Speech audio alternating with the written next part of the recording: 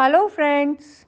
Hope you are enjoying the Alec Award winner novel, The Mysterious Call, in voice of the protagonist, Richard Carlsen. Here I present the next chapter of this thriller story. And as always, before starting, a small request. Please do like and share this video and do subscribe my channel if not done yet. So, without further ado, let's start the novel. The Mysterious Call. Gruesome murders. The bungalow was dark, and I had to search for my lighter. I found it in the right-hand side pocket of my trousers, and I turned it on. The place glowed a bit, and it was enough for me to search for the switchboard. I switched the main light, and the place radiated. It was the same messy room that I had glimpsed last time. A broken vase shattered pieces of glass on the carpeted floor. And then I saw the most brutal scene when I walked a little further inside. The two corpses, whose heads were smashed brutally, and the culprit large boulder, was lying nearby. It seemed that the old couple were heartlessly murdered with that large stone by striking their faces time and again. Such a horrific way of giving death. Someone who could be so cruel as to give these oldies such brute treatment. What could he not do with Watson? This thought gave me a chill in my spine. I rued why I did not throw that girl aside and rush inside the house. Watson was also there with me at that time. We could have prevented the crime. I was not sure whether the girl was trying to warn me of the gruesome crime or if it was a challenge. If it was a challenge, then they didn't know. My name was Richard Carlsen, and I accepted that challenge. The thought gave me a fresh bout of energy, and I started inspecting the surroundings. I had put on the hand gloves, which were always there with me in my pants pockets. The two dead bodies seemed to belong to elderly couples. The man would have been aged 65 or so, given the wrinkles all around his hands and legs. He was wearing a normal pant and shirt, and his face was mutilated by the hammering it received from that huge stone. The man seemed to wear ordinary dress, and it was nothing flashy or suave, as would have been the case with the gentry residing in these posh areas. The second dead body was of a female who would also be of the same age as that of the dead man. It seemed that the killer didn't want them to be easily recognized, and that's why he had brutally mutilated their faces. It was now difficult to find out who these were. Though a forensic examination could shed some light, I was glad I called the team. I continued my inspection of that four-story bungalow. The ground floor was well groomed and had all the expensive stuff. The sofa set, large dining table, the central table along with the sofa set, the cupboards, etc. All suited the grandeur of that house. The large living room had a telephone nearby the sofa set, and it seemed that the girl might have called from that phone. The receiver was not kept properly, and it only meant that it was put there in a hurry. The room was not tidy, and there were some fights, though not necessarily involving the old dead couple. The deceased body showed no sign of struggle or beating. I could see the blood splashing around the wall where the dead bodies lay.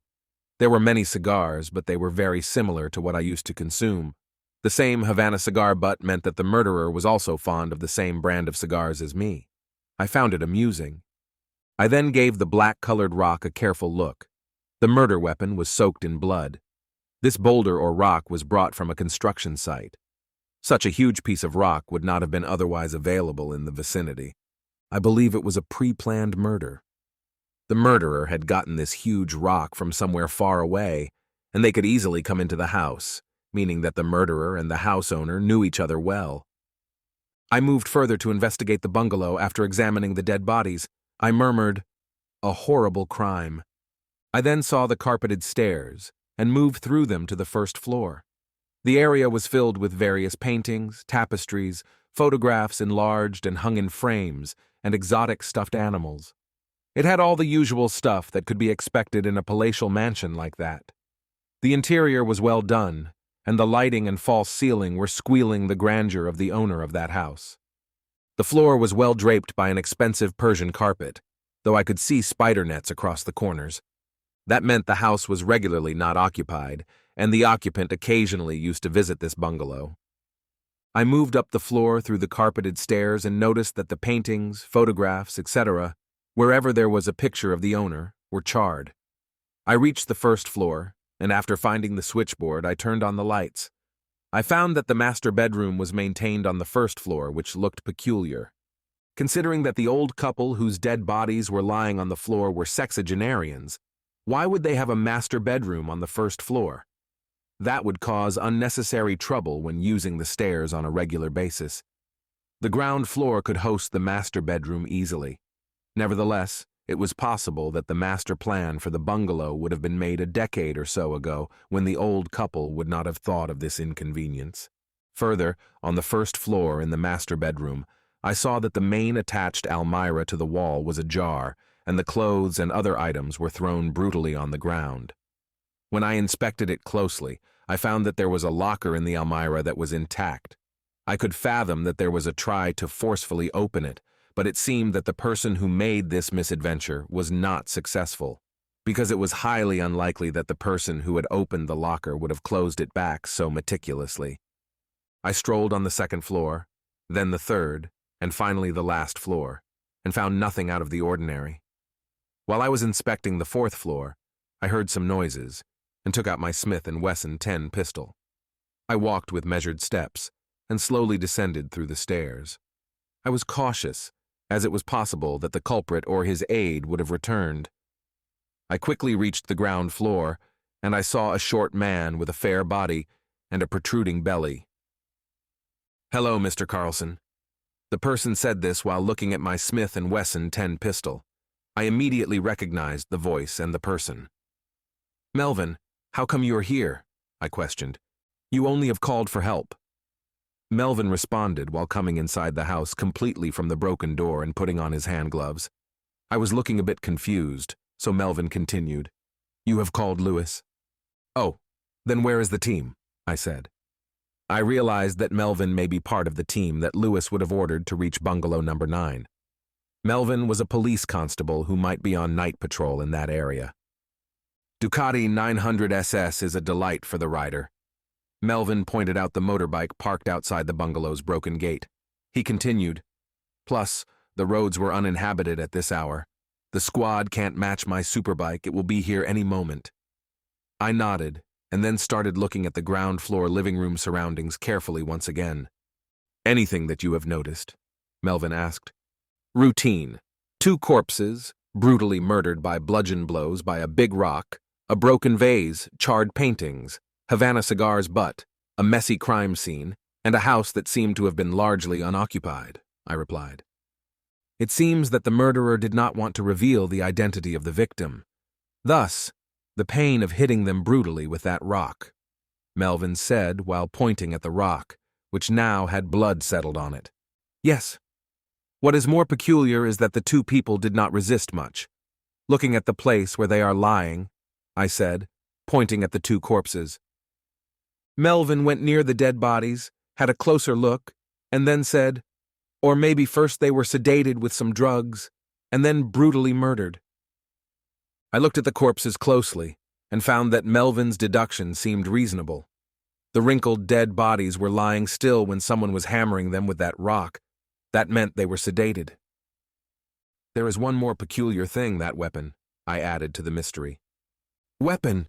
Melvin asked curiously. I gestured for Melvin to follow me and took him to the carpeted stairs that connected the ground floor with the first floor.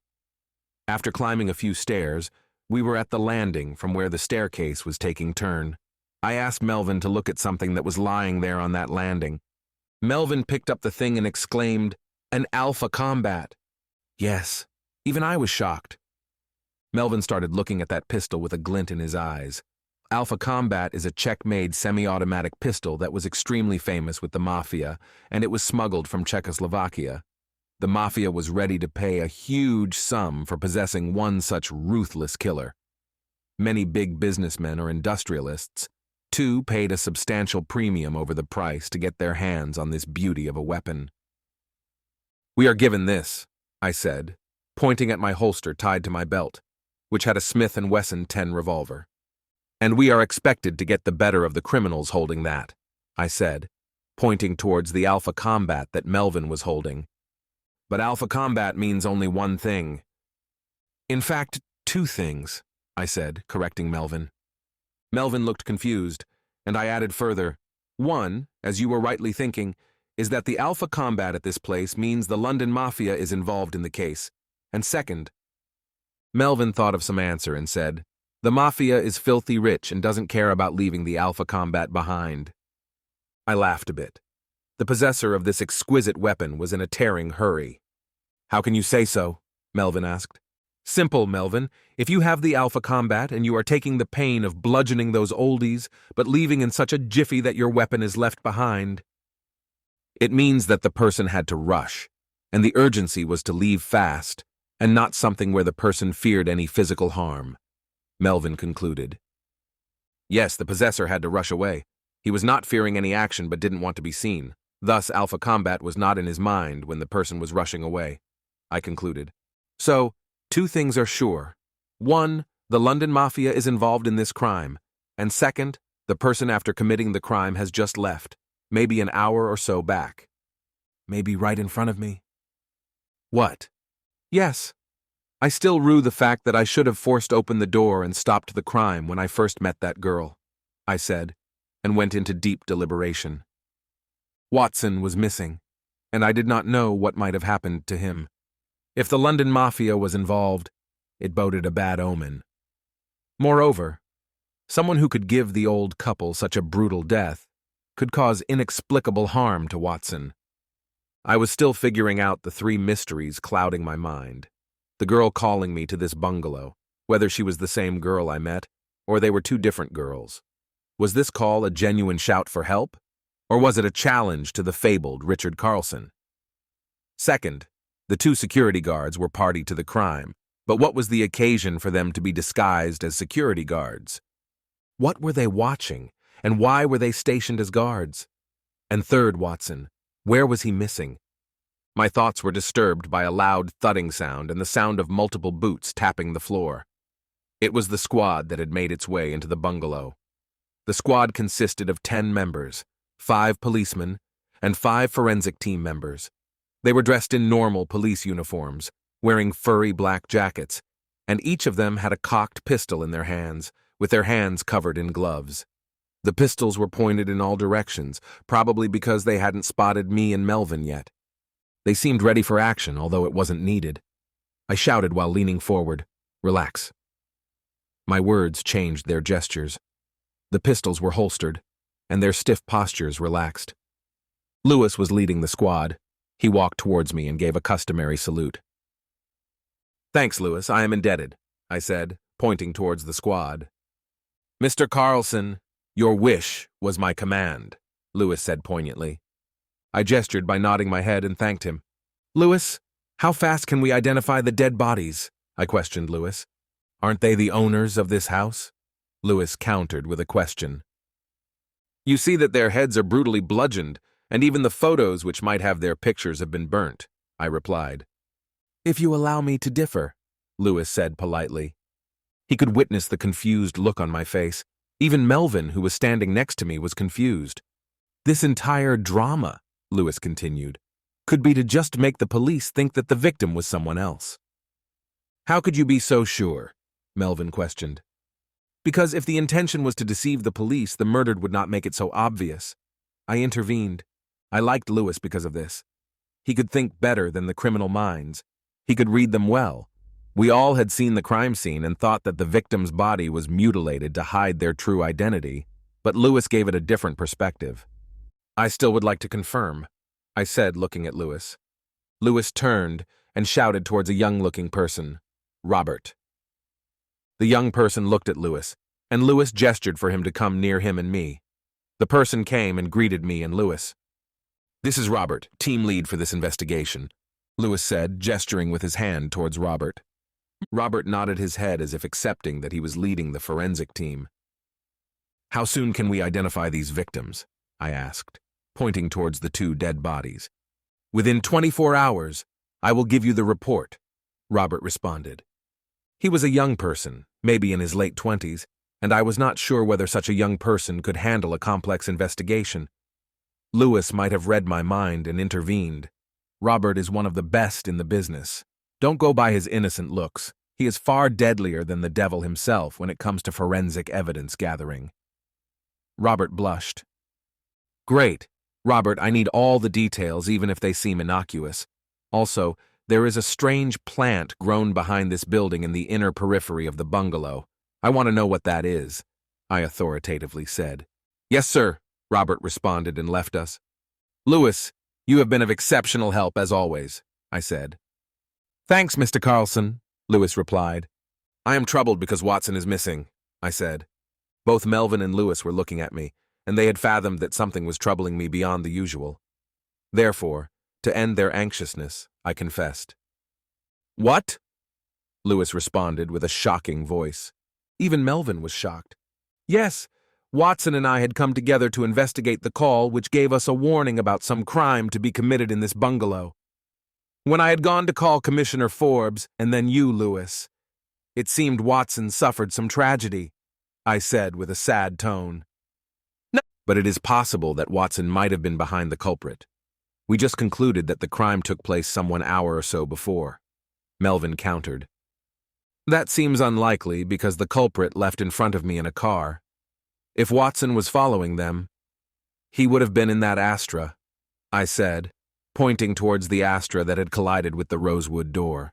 Then it means the perpetrators were not ordinary criminals, Lewis observed. Someone who had the audacity to kidnap a policeman and who possesses alpha combat and who has committed such brutal murders in this posh locality, all indicate at one thing, Melvin said. Involvement of London Mafia, I concluded. They all were stunned. The London Mafia at present was controlled by Sam Ross, who used to operate from the shadows. Sam Ross and Henry Walter were the two major kingpins, but after the death of Henry Walter, rather his encounter by London police, Sam Ross became the whole and soul. Later, police realized from various sources that even Sam Ross was working on the directions of someone, some unknown player. In fact, Sam Ross himself had disappeared and now operated from an unknown place. It was a known fact that it was his daughter Lisa Ross who was managing the show on behalf of Sam Ross. Maybe Sam Ross wanted to develop Lisa Ross as his successor. However, Sam Ross himself was not more than 50, and there was no reason to search for a successor. That too, a young girl in her early 20s was the most unlikely successor. I then briefed Lewis and Melvin as to what all transpired last night. The mysterious call, mine and Watson's visit to this bungalow, then the sudden disappearance of Watson, the two hoax guards, and their disappearance in the BMW E21, the yowl from the bungalow and my rushing there, opening the door forcefully with my Astra.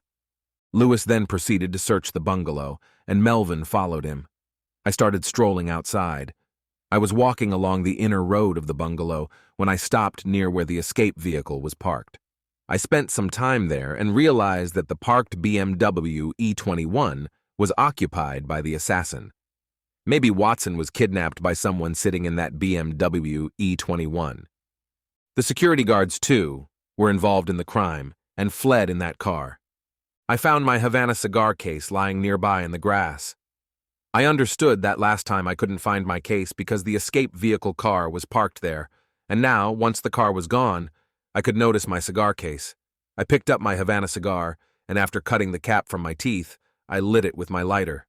I enjoyed the comforting smoke, and it temporarily relieved me of the pain and grief I was in. Watson was kidnapped, 2 brutal murders occurred, and the security guard escaped in front of me, all of which were pointing out to the fact that I am losing my sheen. I am Richard Carlsen. I should have done better. I was standing at the place on the inner road where the BMW E21 was parked, watching Bungalow No.9 and enjoying my cigar puffs. The car was very near to the entrance gate where the security guard's cabin was. The boom barrier was erect, which meant that security guard number 2 did not raise the barrier to allow me to enter, but to ensure that the BMW E21 could easily pass through. The culprits were sitting in that car all the time while I was running here and there, and the security guard was merely a decoy while the culprits wanted to escape. Was that girl a victim, or was she part of the gang? I needed to find that out. Watson was kidnapped. I then looked towards the other side, the outer road, and thought that if Watson was kidnapped, maybe the guards in the nearby bungalows might have heard something. I was preoccupied by my chain of thoughts that were wandering all across. I didn't realize when I was outside Bungalow No.9, wondering what to do next. The hustle and bustle of police action could be witnessed, and many teams were working simultaneously on this double murder. An elderly couple was found dead. This was enough to prompt the dispatch of more teams, and in no time, the isolated bungalow was abuzz with police activity. I stepped out and started strolling here and there, looking for any trace of Watson. I was still deeply concerned about him. Where had he gone? He was not someone who would leave just like that. I didn't realize that my aimless strolling had taken me to a nearby bungalow, which was around 250 meters away from Bungalow No.9. That bungalow also had a security guard's cabin, and driven by instinct, I stepped inside. A tall man was seated on a plastic chair with his legs crossed. He had long eyelashes, and his brows were brown, as were his hair. His face had a scar that was not very deep or large. It looked fresh as the wound had recently puckered. He was in a state of sleep, though he didn't seem to be in a deep slumber. His hands showed slight movement, and I politely disturbed him. "Excuse me." The initial attempt was in vain, so I allowed my hands to help me. I moved his body with more force, and his eyes were now open. My black furry jacket hid my uniform, and in the cover of darkness, he couldn't see my police badge either. This made him overlook me, and he continued his nap. "Hey!" My tone grew louder, and his eyes opened again, with gestures showing his irritation. "What's the matter?" He continued in his irate tone, his confidence reflected in his voice. It was strident, and though it was not to my liking, his manner and demeanor indicated that he was the genuine security guard. He was unlike those two hoaxes I had encountered earlier. One was rustic, and the other was completely out of place to be a security guard. "I am Senior Police Inspector Richard Carlsen," I said with authority. The guard got up and standing in no time. No one could say he was in deep sleep a moment before. "Yes, sir," he said politely, though this guard did not hear the ambulance and police siren, so I doubt whether he would have had any knowledge about Watson's abduction. Yet I asked, "This is how you do your duty?" "Sorry, sir. This is late at night, and we have no work to do here. Most of the bungalows here are vacant." "I am sorry, sir," guard supplicated. I ignored his excuses and continued. "I am investigating a case regarding the adjacent bungalow, Bungalow No.9. My recent tip is that there is an old couple living in the bungalow, and at present it is uninhabited. The guard escaped after providing me with this information." "He fooled you, sir." The security guard of Bungalow No.10 cut me off. I wasn't shocked to learn that the information given to me by those two hoax guards was incorrect. He was standing in an attentive position, giving me the respect a cop so deserved. His etiquette and mannerisms suited the security guard of this posh area. "That house is uninhabited," the guard politely continued. "There is no couple living there, but Bungalow No.9 is owned by an aged man who is unmarried. He occasionally pays a visit here, hardly once or twice a year. This bungalow is completely controlled by his caretaker. The caretaker, too, comes occasionally and does whatever he is told. There aren't any security guards there." I was a bit surprised, though I somehow expected the information. Those two security guards were looking completely out of place, and the unkempt way the bungalow was kept meant that the owner visited it occasionally. I found that whatever this guard was saying matched what I could deduce from my observations. Although I wanted to ask this guard about Watson's disappearance, I knew that someone who didn't bother to notice the sound of an ambulance and police sirens would not have paid any heed to a passing vehicle. "Who is the owner of this Bungalow No.9? I asked spontaneously. "One Mr. Johnson Allen," the guard responded. "Johnson Allen. If my memory served me right, he would be the owner of Allen Manufacturing, the salt company which a few years back was on the verge of bankruptcy, but somehow in the past 2 years had made a turnaround." I needed to inquire further. Was one of the two dead bodies that of Johnson Allen? But then, who was that lady? Why were their faces mutilated and the photographs burnt? Why did the killer want to hide the identity of the victims? If Johnson Allen was unmarried, then who was that lady? And what was she doing with him at such an hour? Who was that mysterious girl who called me? And last but most important, where had Watson disappeared? These questions were puzzling me as I thoughtfully strolled back towards Bungalow No.9. I strolled back and reached Bungalow No.9. The police team had placed barricade tape outside the bungalow where the security guard's cabin was. The boom barrier was pulled down. It was almost dawn, and soon, with the sunrise, there would be many visitors who would stop by to look at the police activity at the bungalow.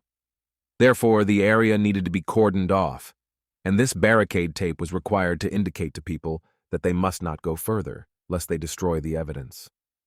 I bent down and crossed the line created by the barricade tape and entered Bungalow No. 9. I had seen that the corpses had been sent for post-mortem in the ambulance, and the forensic team was almost done collecting evidence. Robert and his team had done a thorough job. I was drawn to the plant that was behind the bungalow, and it looked like a daffodil, but it was something different. I sat down near that plant and examined the 3-foot-tall plant and its flower. Interestingly, I noted that this was the only plant that was well watered. There were many other plants, but they hadn't been watered for a long time. This meant that the caretaker, as the guard of Bungalow No. 10 had mentioned, only did what he was told, nothing more, nothing less. "Are you done, Lewis?" I said without moving a bit, and still staring at the flower of that daffodil-type plant. "How do you always come to know who is behind you?" Lewis questioned.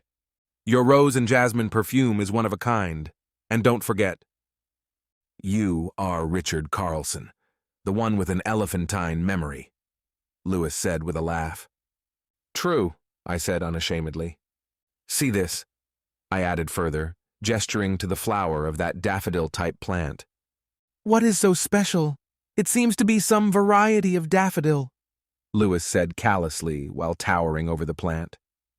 "Daffodils, especially with white flowers, are rare in this season," I explained.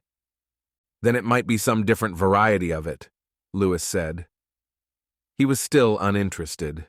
He didn't understand why I had such an interest in a plant. "You haven't noticed that in this huge garden there were many plants. However, if you see, there are around 10, 12 plants of this daffodil." "I can see that," Lewis said. He was still uninterested. "Right, but now notice that only these plants are watered." Lewis took a deep look at the garden. The crescent moonlight wasn't sufficient to notice such minutiae observations, especially for the uninitiated. "That means the owner only cared about these plants. The rest were just for show," I concluded.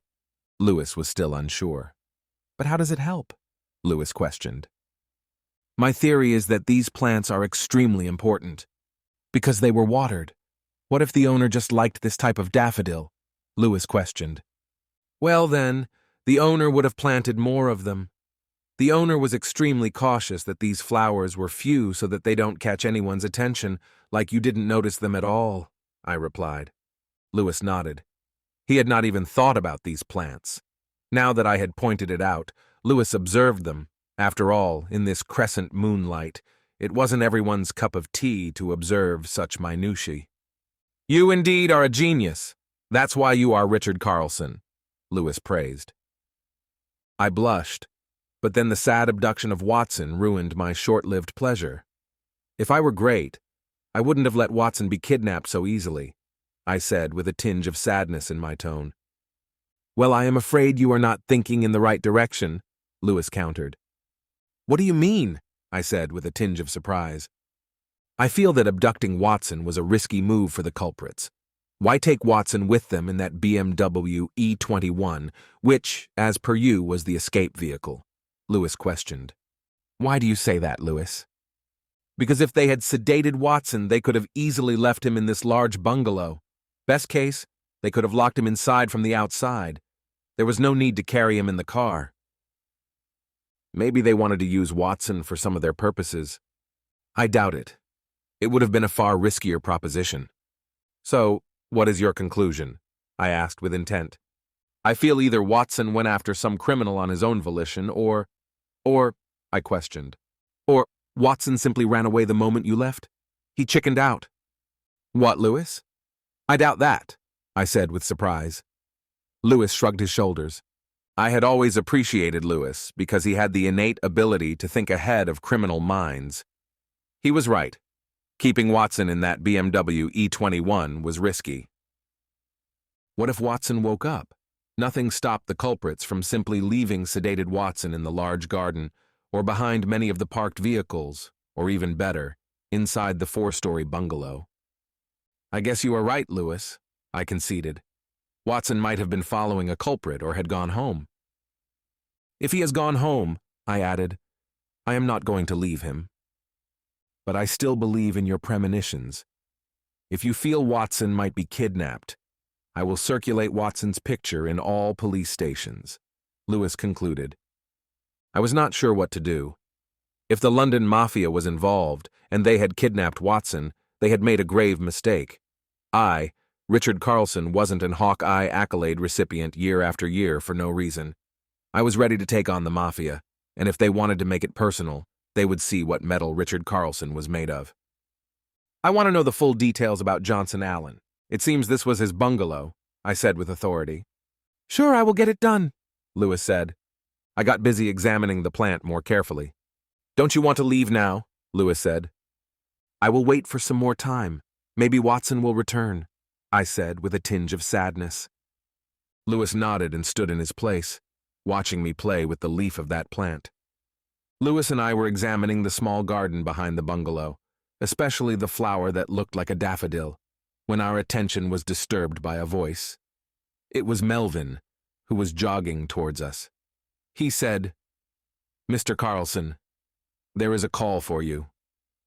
Who would call me at this hour and that too here? I said. However, before I could say anything further, Lewis said, At this hour, it's 4:47 a.m. Lewis was known for stating the exact time with no rounding about. Mr. Forbes has called, Melvin replied. How did he know the number? Lewis questioned. Lewis, Notting Hill is a posh area and you can easily find the number in the yellow pages. Mr. Forbes probably guessed that I am still at this bungalow. Actually, I left a message with Mr. Forbes's office that I am taking the squad at the request of Senior Police Inspector Carlsen. So, you are the culprit, I mockingly said. Lewis had a scowl, maybe mixed feelings of confusion and guilt. I tapped his shoulder and rushed with Melvin to answer the call. I reached near the sofa where the two dead bodies had been earlier. Now the squad had removed them. A constable was holding the phone's receiver, which was near the sofa. I took the receiver and gestured for the constable to leave. Hello, I said. Do you have any respect for my orders, Carlsen? Forbes shouted from the other side of the phone. Mr. Forbes, the bungalow? Before I could finish, Forbes shouted, I told you to search it tomorrow, but you asked Lewis to go there with the full squad. What if it was a hoax? Sir, there were double murders. I know that. I am being briefed by the team there, Forbes said. I wanted to say something, but I decided to keep quiet. You need to come urgently to my office, Forbes shouted. Watson is missing. I wanted to confront, but before I could complete, Forbes said, Now means now.